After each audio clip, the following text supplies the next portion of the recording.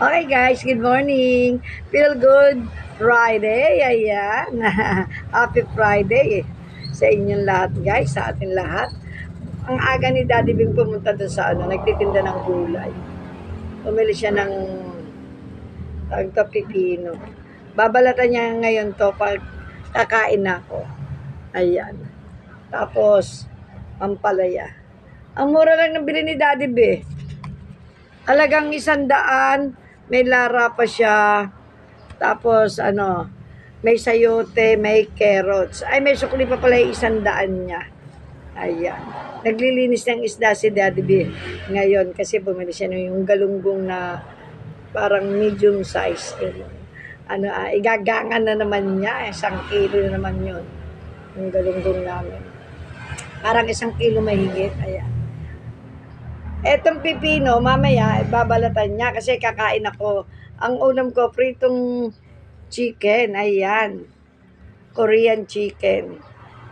Tapos, magsasangag siya. Ayan.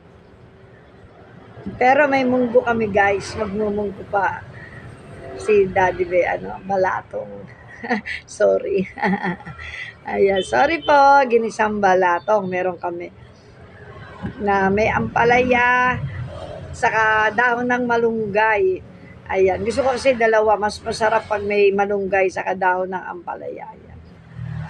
Saka magigisa si Arnold ng pansit. Okay guys, thank you for watching. Teka muna. Ang iniinom ko pala, ayan. Tanglad.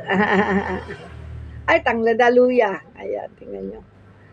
Na may kalamansi. Pinipiga ni Daddy B ng 2 pirasong kalamansi.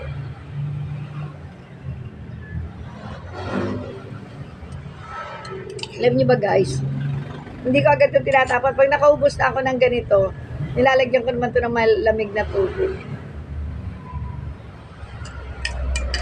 Yan, swerte na sa akin yung yung naka-2 baso kong kalamansi at luya. Okay guys, thank you for watching. Love, love, love. See you next vlog. Wait lang sa breakfast ko guys. Later dahil magsasangag pa. Thank you sa pag-suporta sa akin guys, sa aking mga followers at viewers. Ayan. At sa non-followers, hello. Okay, thank you for watching. Love, love, love. See you next vlog. Happy Friday! Pan Friday!